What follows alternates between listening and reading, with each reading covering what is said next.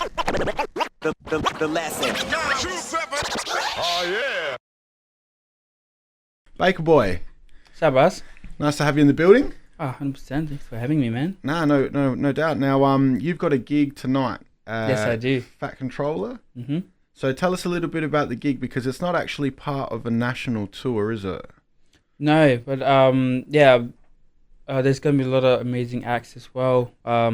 Keen to catch up with as well, and it's always nice to come down to Adelaide. There's a lot of family from Arnhem land down here as well, so it's always good to come to Adelaide and see all the family and catch up with the family as well. Got a few coming to see the show tonight, and so it's pretty cool. It's gonna be an amazing night. I've never been to the venue. I've heard a lot of good stuff about it, and I'm looking forward to it. Yeah, dope. And you got Jimbla, I think, on the... Yes, brother man. Yeah, shout outs to Jimbla, man. Yeah, He's a good 100%. dude. Shout I've out to known him that for a big while. bro. Get to see him tonight. Amazing. Dope. And so, obviously you've been doing the music thing for a few years. Now, you didn't come onto my radar not until recently. My man Sam put me on and he started sending me links and stuff. He's like, check out Baker Boy. And yeah, man, cool to see, fresh talent coming through. Thanks, Russ. Now, I guess you've got a bit of a interesting background in regards to, if you look at the hip hop landscape in Australia, there's not that many Indigenous artists that are I guess having commercial success. Yeah. Within hip hop, you got AB Original, and I'm sure there's a couple others there that I can't think of off the top of my head. Yeah. So you're in a bit of a unique situation in comparison to the rest of the landscape. Yeah. And what I sort of wanted to look into it is your life before music. So going back to where you're from, because to my understanding you're from like the remote areas of the Northern Territory. Yes. Now, what's the name of the area that you're from? Where the area that I'm from is northeast Arnhem land. It's like an Arnhem land region, about 500 kilometers from Darwin, northeast.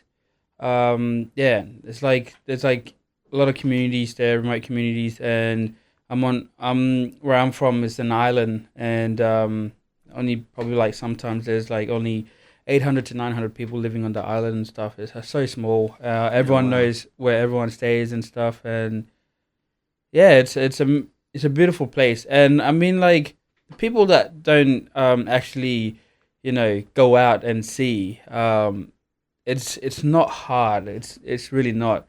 The only thing that makes it hard is people not going there and actually working with the kids and stuff. That's what makes it more harder for everyone else. But to have people who actually go into the community and do stuff, teaching and stuff, it'll help the community. I had few teachers that came and helped me throughout the schools and stuff. I went to like all different remote community school. So I went to like Maningrida School, Millingimbi, and Alka Island. So I'm from the community Millingimbi. The traditional name is Yurui. And it's always humid and hot, and it's amazing. I grew up just like fishing, and just like living from living off the land and stuff. And so how I got introduced to hip hop was because of my dad. My dad and my uncles were kind of like introduced hip hop to the whole Arnhem land back in the, I think probably like 80s. Yeah. Wow. Yeah, and my grandmother, who late grandmother, passed away recently.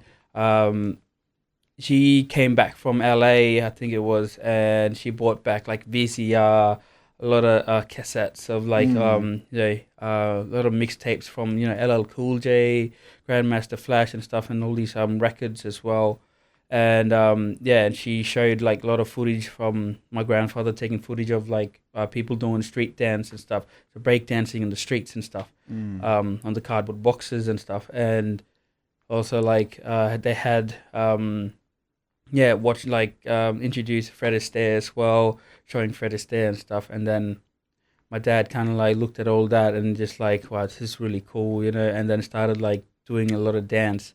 Um, yeah, and there's like a lot of dancing, hip hop dancing in Arnhem Land because of dad, and I kind of like took it on as well and kind of changed it up a bit as well, like put in the rap and stuff, and also but yeah, dad, they were all the first Baker Boys, so the group was called Baker Boys. Yeah, So that's where and you got the yeah, name so they from. were and plus it's our last name, Baker family. So Baker Ah. Boys went out and the Baker Girls went out through remote communities and did a lot of dancing and stuff in Arnhem Land. Um, yeah, festivals, discos and stuff, and then they were known as like um, Baker Boys and Baker Girls, and then and then he taught me when I was growing up, taught me everything, and then that's when like Bone Thugs and Harmony come through, Biggie Smalls, Tupac, Snoop Dogg, yeah, quite a few rappers, NWA and all that come through, and then I started, listening to all that, and yeah, dad taught, like showed me all this and stuff, and I fell in love, completely fell in love. I grew up, listening to hip hop and stuff, mostly Bone Thugs and Harmony was like more kind of an impact to me, and as well, it's only because like how fast they rapped and stuff, and like it was just like it was just amazing, and I just pretty much just like grew up there in Millingabia, and then I went to boarding school in Townsville, just in Queensland. Yeah, I went to a boarding school, Shalom Christian College. So how old were you when you went there? I started going there like 2008, and what's that? Really 11 bad. years ago Yeah, now. yeah. That's a while Well, ago now. That's crazy. Oh yeah, 2008. I went there and did a lot of just did boarding school, like learned everything. I've learned much English there as well. I didn't know how to like speak full like English. I had to like have mata language in between every English that I was trying to speak to the teachers and stuff. And yeah, I learned it at school. My English got a lot better from boarding school, and then I was captain for my school AFL, and we were undefeated for 3 years. For real? Yeah, and like it was crazy. It was just amazing, and I've always wanted to play AFL, which I did, and and did a lot of dancing as well. I grew up dancing my whole life, and then I got asked to go to these tryouts for AFL, or go for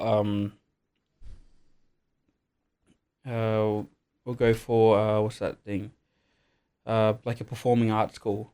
So you had to choose. They had to choose, and because my background was more dancing, hip hop, I was like, I want to go for like performing arts school. But you could have had a try at the AFL. Well, yeah. Well, it wasn't more AFL. It was more kind of like the junior team of like, leading into. But basically, you had the opportunity to pick a path. Yeah. Okay. Yeah. How hard was it for you to make that decision? Well, yeah, it was a bit hard. It was really hard actually, but I had more knowledge in kind of like more dancing, and I love dancing, and I even love AFL. But yeah, I kind of grew up with dancing first, so I was like, why not go for performing arts school? And plus, I've always wanted to perform. I always want to, become an actor or something. And so I tried. So at that performing arts school, I did music, dance, and acting as well, lessons and stuff. And from there, just helped me. I stayed there for a year in 2014, Brisbane. The performing arts school was called ACPA, Aboriginal Centre for the Performing Arts, and I just did dancing, a lot of dancing, acting lessons, and singing lessons. And then I ended up going to Melbourne.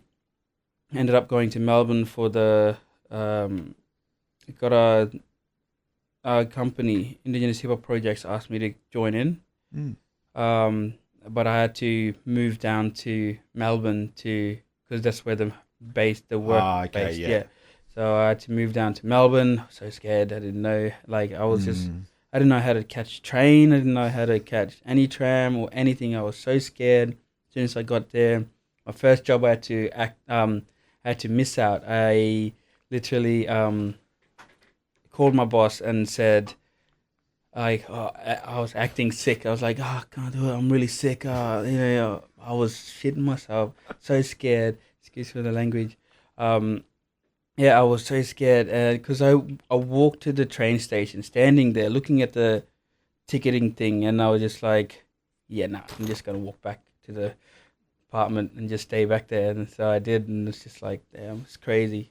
Weather's insane, man. 4 seasons one day. Yeah, man. Yeah, it's not normal, man. It's just it scares me. Like, what's going on, And and I just did a lot of dancing and stuff throughout remote communities around Australia. So I've been to like probably 150 remote communities around Australia, and I just did a lot of dancing. Also did a lot of music projects, and doing so helped me, especially in music projects, helped me start to like understand how to make music and stuff. So that helped me, gave me a lot of interest to start making music. And plus a lot of the brother boys around me, Dallas Woods, always like rapping, freestyling, and I'm just like, wow, these guys are cool, man. I want to try to do this, It was really hard for me to try and freestyle. I can't freestyle because English is like not my first language, and for me to come up with like words and raps really quick on the spot is just incredible. Well, it's hard to do when it is your first language. Yeah. But it's a lot easier for me to kind of like write it down and stuff, and then it also helps me to helps me develop my skills as well, which is really cool. And but when it comes to language, it's just it's a lot of fun. So you've picked up the pen and started to get into the writing side of things. Yeah, my first thing that I wrote down just to like show off in front of the boys, literally showed them. They were like, "This is really cool." Let's go into the studio, let's record it, And we ended up going there, we recorded it. My first ever rap was Cloud 9, and then was actually like literally took it and then like put it up there and just went nuts, and I freaked out. I was like, "What? This is insane!" And so you put it just on YouTube or SoundCloud? Yeah, well, Indigenous Hip Hop Projects put a music video clip on the YouTube, and then on their website and stuff on YouTube. Well, so you shot a video to that first rap? Yeah. Oh, so your first rap also had a video to it? Yeah. And then they put it up on their platform. Yeah, and then and then Triple J wanted it as well. Triple J on it, and put it there, and everyone loved it. And then let's make another song. After that, became another song. After that, it's like, I'm in love, Yeah. And I'm gonna do it. You got a taste language, for the momentum. Okay, cool. So when you did that first one, which I guess sort of got you recognized, what year was that? That would be 2000 and I think it would be like 2016. Okay, so we're talking about 3 years ago. Yeah.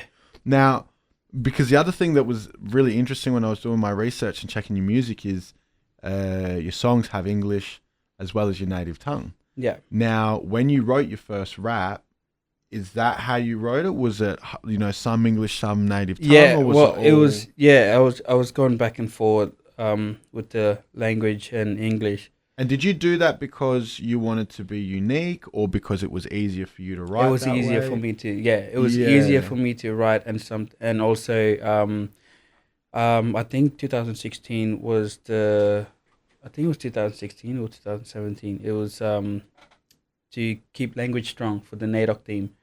Yeah, and to keep language strong, I reckon if I should put it in the music and rap in language to kind of like show the next generation how important language is and stuff. So I started doing all that because of going to remote communities, a lot of communities, starting to forget their language and stuff, and to try and keep it and try and inspire them to, keep that language strong and stuff. And I think making music for me inspires a lot of, remote communities around Australia. Not even that, just like the whole Australia, I guess. And and it's amazing to do, and because I think it's really important to show off the oldest living culture in the world, and it's amazing. And then, so when you've done the first song and it's gotten some attention, and you say Triple J Unearthed, obviously wanted to put it on their platform, and then you've gone and made a second song, and I imagine that's gotten good traction. Yeah. The second song was insane. I had my cousin come through and help me out with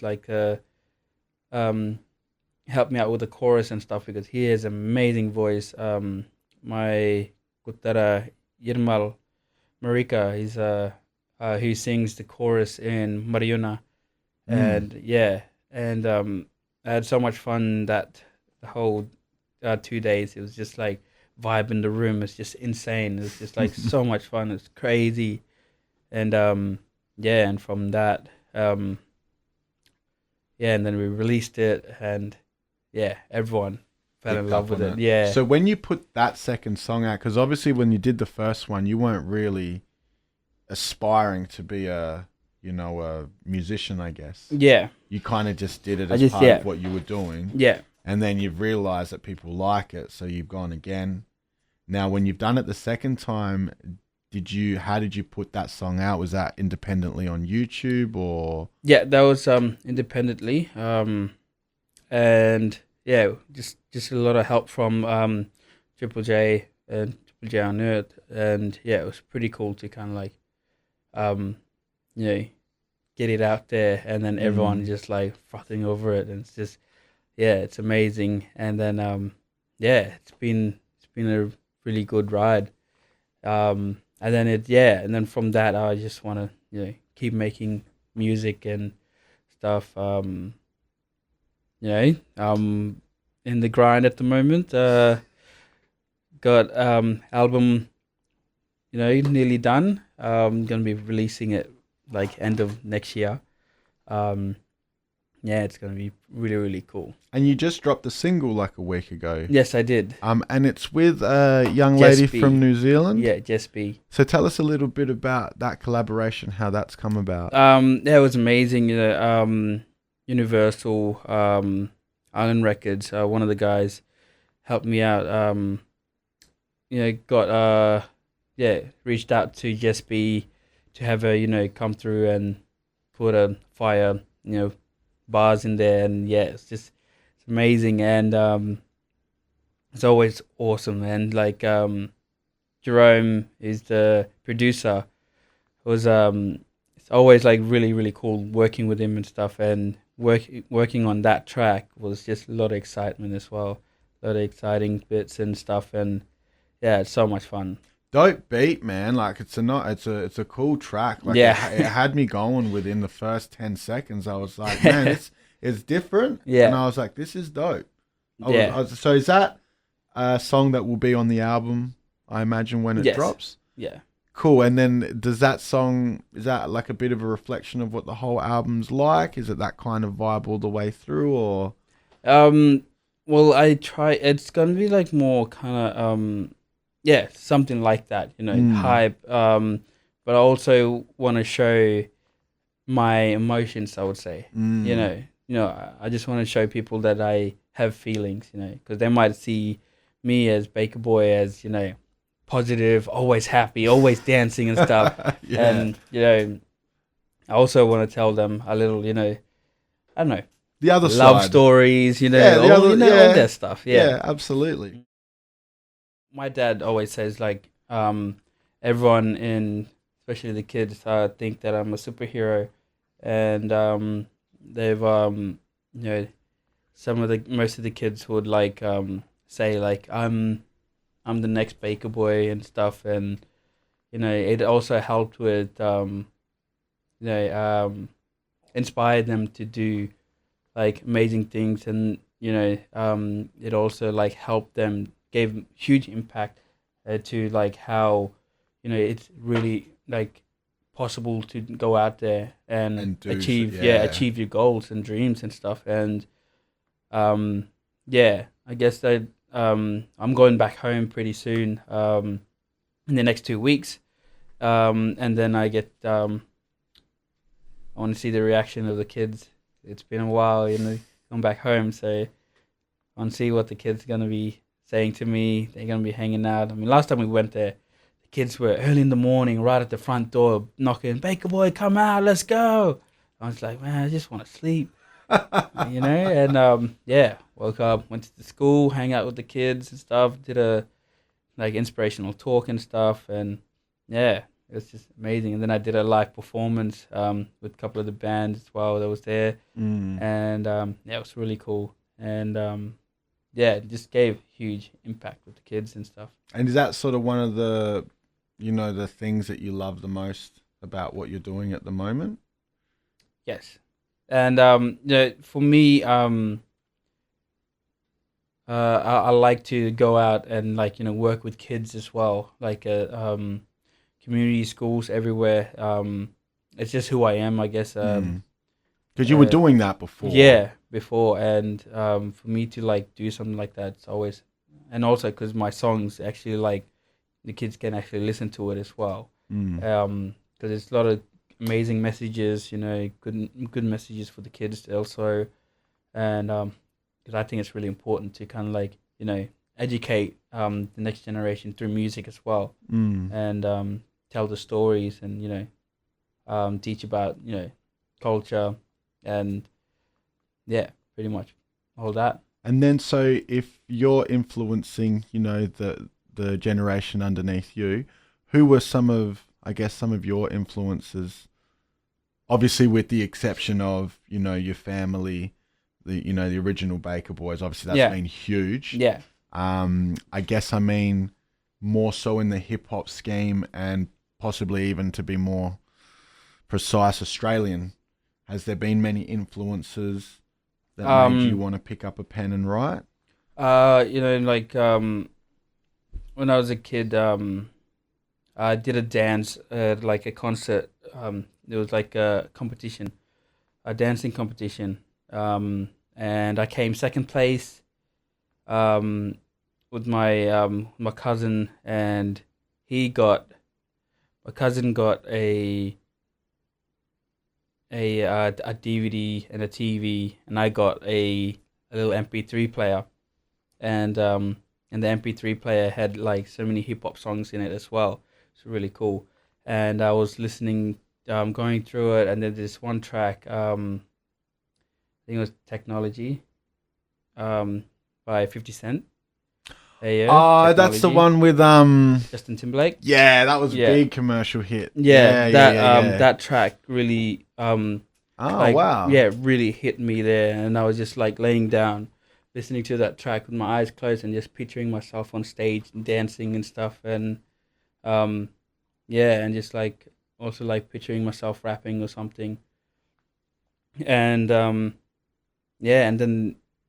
then I forgot about like that memory until 50 Cent came and performed, and I was the opening act. Yeah.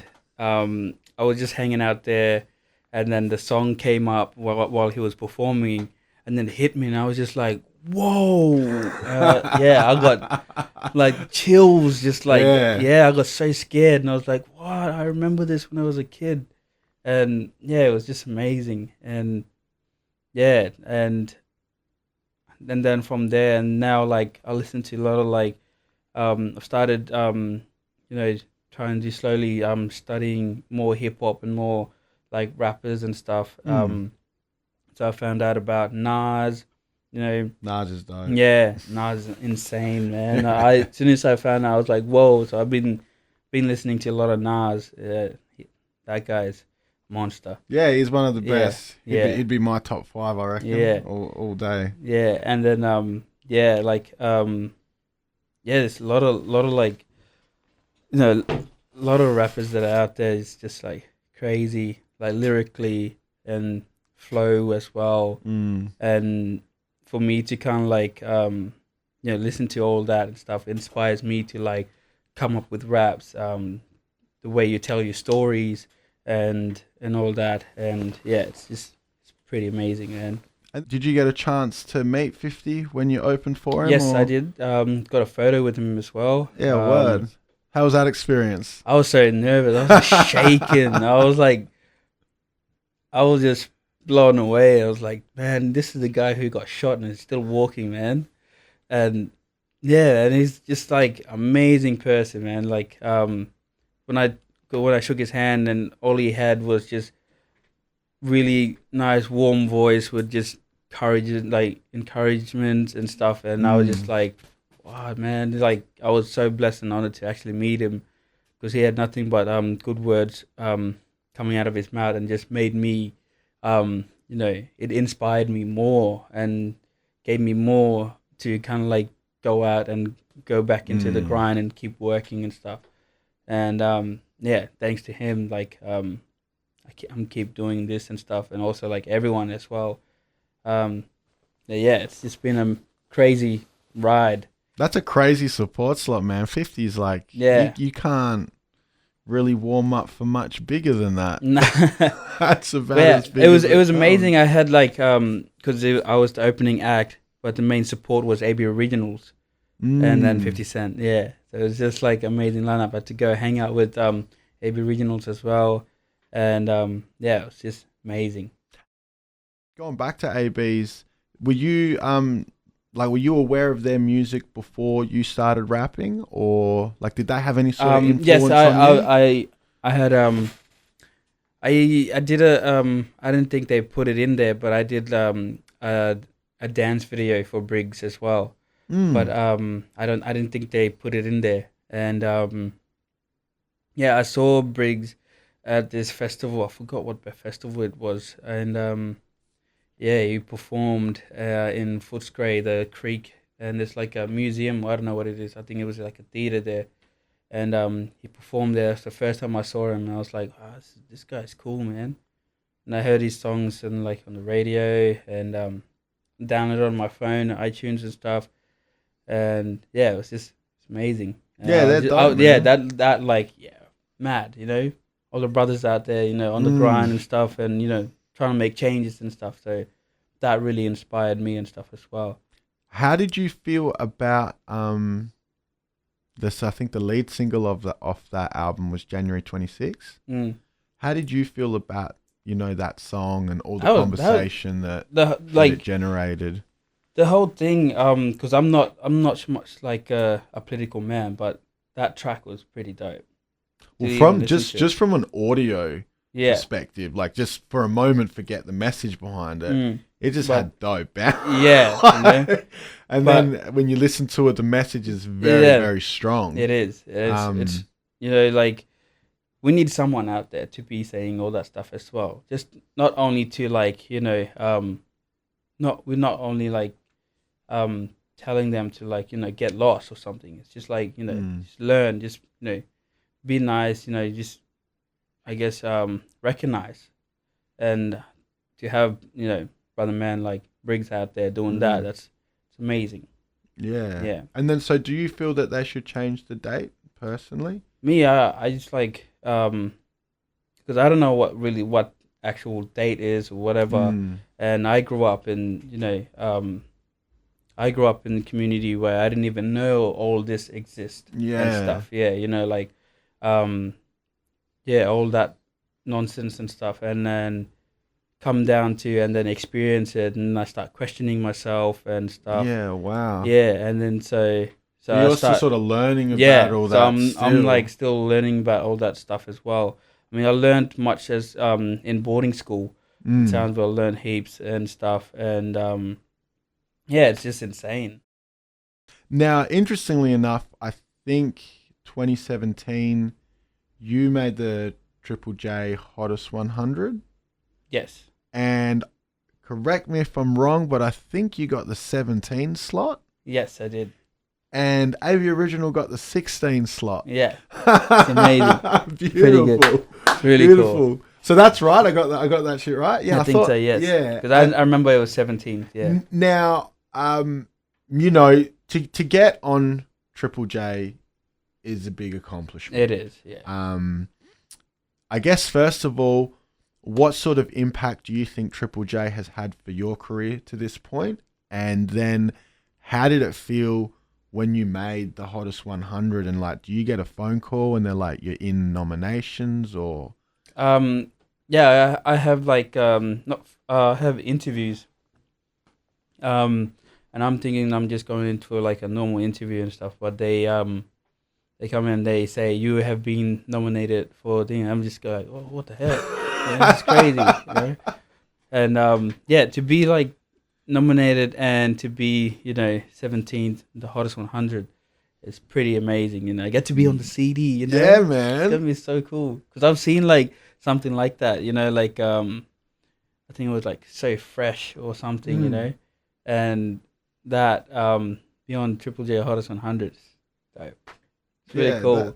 So then a couple of the family in Darwin and stuff like saw like a lot of those Hottest 100, and they like bought heaps of CDs, heaps of them. Yes, that's dope. And then so when you get nominated, does that, and they tell you that you've been nominated for Hottest 100 or whatnot, so does that mean that you're definitely going to be in there, but you just don't know what number? Yeah. Okay, cool. So that's that's the thing that goes, wow, I'm going to be in it, but who knows where? Yeah. And then so describe to me, I guess, on the day, I'm guessing you got your ear to the radio, waiting to hear what number. Yeah. I guess detail to me, you start at 100 and then it gets down to 50. Yeah, it's like 100. So you're listening to like 100 songs. Do you start thinking, man, maybe I'm not in it? Cause yeah, because when it's slowly and you're like, your heart's like, oh man. And then you're just like, oh, damn. I don't think it's going to be in there. But I had 2 songs in that Hottest 100. So I had, I think it was number 50 something. Was that the following year? No, it was the same year. The same year? Yeah. So I had 2 songs in the Hottest 100. Oh, and one of them was 50 something? Yeah, and one of them was 17. And did you know that you were going to get 2? Nah. So when you heard the first one at spot 50 something. Yeah, I was like, oh, this is it. That was it in your head. Yeah. So then how was the feeling when you found out? I just like shut it off. And just like, oh wow. This is, oh man. Yeah. But I was in shock and stuff, and yeah, it was really cool. I mean, they told me at the interview. I had an interview for that exact moment, and completely like was shocked. I think it was with like Ben and Liam. I think it was with them or something. Yeah, and I was just completely shocked, and I was like, wow, this is insane. Yeah, wow. And then, so how do you think, I guess, that placing and Triple J as a whole, what sort of impact do you think, that's had for your musical career? I think it was, kind of helped me a lot. A lot of people that listen to, Triple J radio and stuff, and I, kind of help, have more people, more listeners and stuff as well. And, yeah, it's amazing because then they would, people that heard the track would like also go and check out the performance, and then they would like, yeah, okay, this guy's, he's got it. Yeah. Mm-hmm. No, that's dope, man. And then, so you didn't get back in there again the following year, did you? The Hottest 100? Yeah, in 2018. I think. I think I did one song. Wow. Yeah. So you I- potentially got 3 spins in 2 years in the hottest Yeah, 100 I can't remember. after I've done so much. only releasing a song, like not really your first one, not that long ago, 2016-ish. So it's all happened pretty quick. Yeah. It's like you put out a song not trying to be a rapper, and the next thing you know, you're on Yeah. stage with 50 Cent Yeah, and you're you on know, Triple J. It's insane. As well as all these things that you've been involved with so far, you also won Australian of the Year Young Australian of the Year awards. Yeah. this year. This year, yes. Congratulations, Thanks, man. That's dope. It's pretty one of the top big awards to get, and really amazing. It kind of like gives you a lot of responsibilities as well. I don't know, and I've been using using this year as a try and change things much as I can, and help people, and all that. And I think it's really important to kind of like talk about the stuff needs to be heard. There's a lot of people that's got the voice that are not out there, and if I got the voice, then I want to be that voice for them. Yeah, that's dope.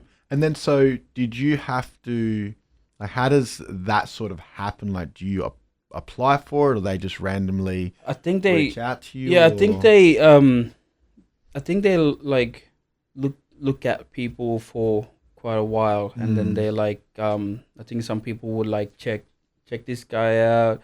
This is what this person has been doing, and I think he's an really good role model or something, and I think that's how. I don't know what I'm talking about, but I'm pretty sure it's something like that.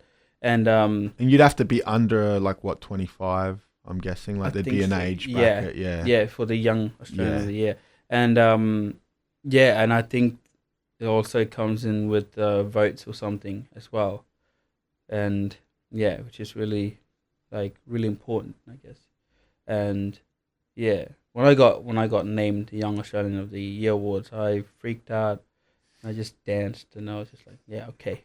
I was just so nervous, and then be in front of a lot of people, and just like do a speech and stuff. I mean, I'm going back to the Australian of the Year awards, just to hand it to the next role model for the people and stuff. That's dope, man. Yeah. It sounds like you've had so much. I had so much in this year. such a short bracket of time, and it seems like it's been very genuine. You've kind of just been doing your thing, and then it's just kind of clicked, and now you're here talking to us. Yeah, definitely. It's been like, it's just one hell of a ride.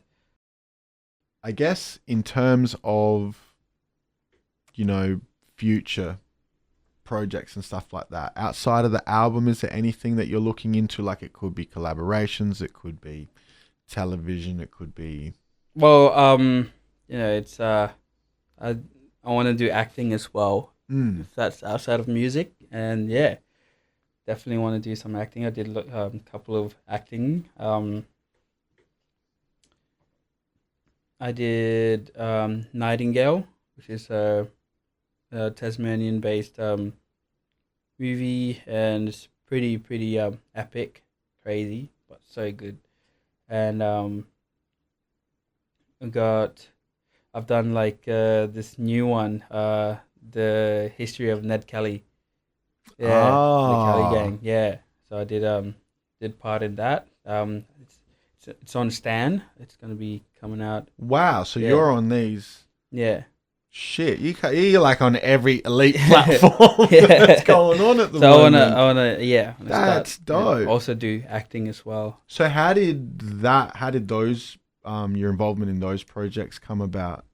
Because I've done like this one TV show because of like performing art school. They sent me to do an acting like a actual acting series, and I did the Secret River, and from there I think I found an agent to try and look for some roles, acting roles and stuff, and just help me with some acting roles and stuff.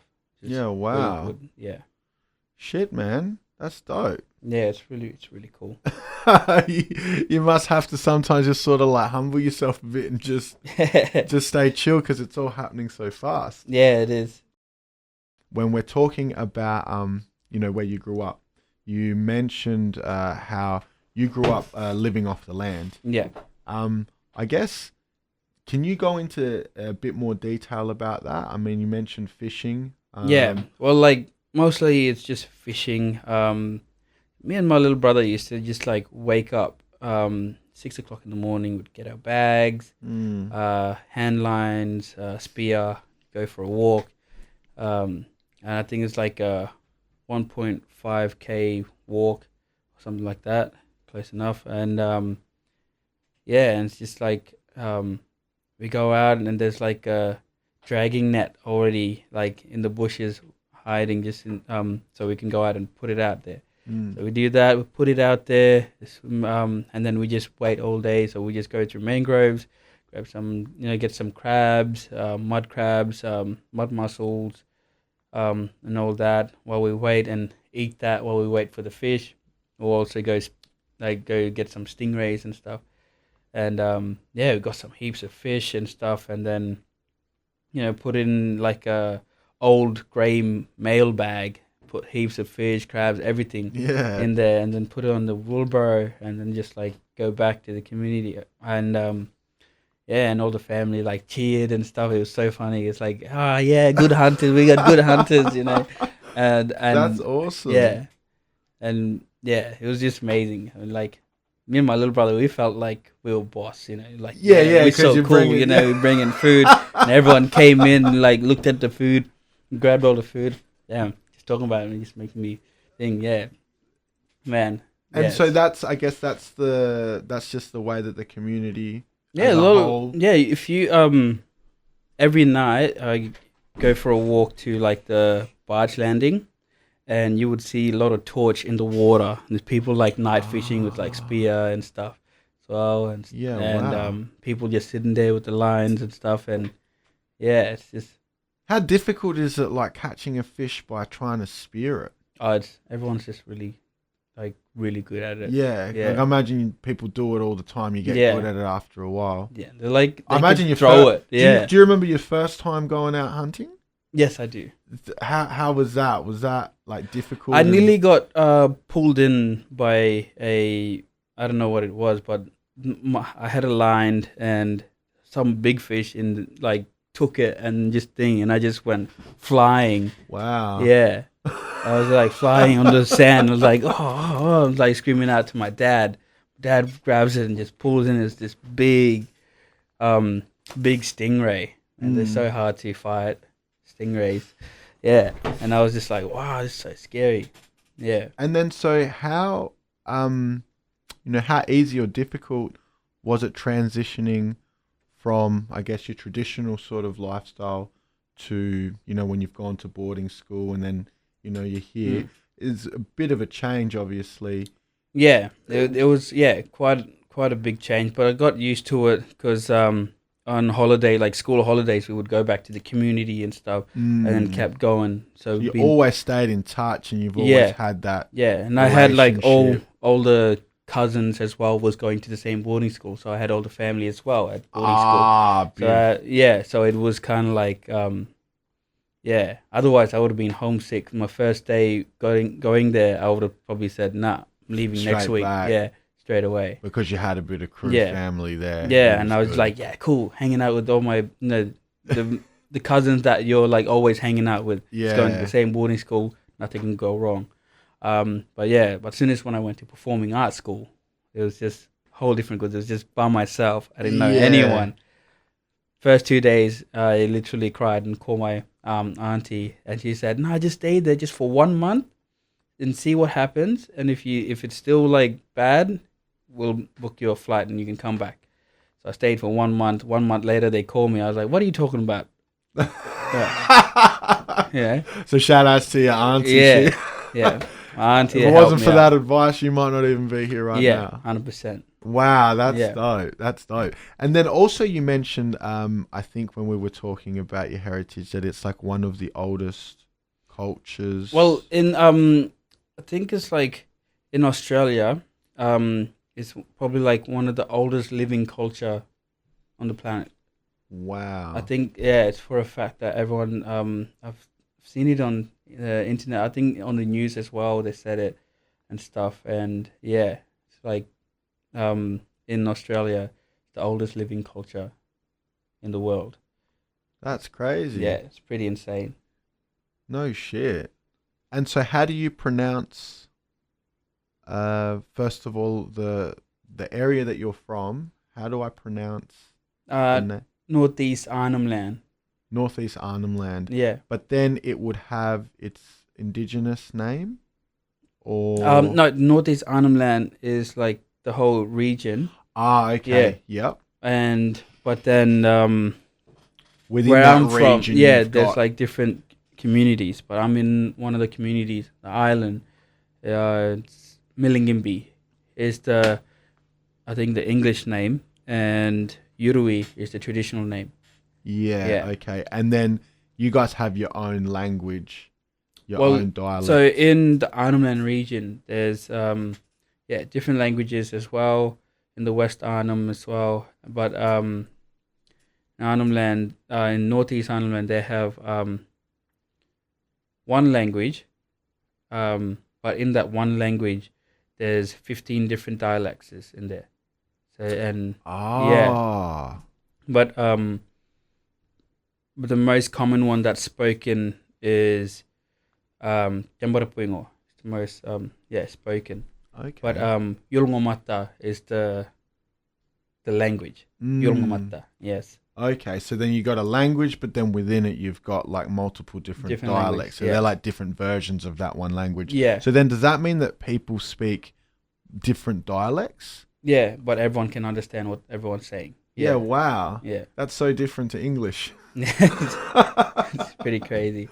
I mean, I can speak like nearly 5 of those different dialects, but then I also know my mother's side language is a whole different language as well. Yeah, right. Yeah. And then so when you're rapping, are you incorporating English with just one other dialect? Yes. So okay, so it's not English with like multiple. Yeah. Yeah, okay. Because I was going to say how complicated. Yeah, it's pretty complicated. And then so how do you find the music resonating with the audience? Because let's say, for example, when you're on Triple J, if you've got some rapping in your native tongue, so much of the audience wouldn't be able to understand what you're saying. Do you find that that's, make it difficult, or it's not really? Well, what I'm saying in English kind of gives the idea of what I'm talking about and stuff. And that same goes back to the communities as well. What I'm saying in language, they have the rough idea what I'm saying in English, because most of them don't even speak English properly. Yeah.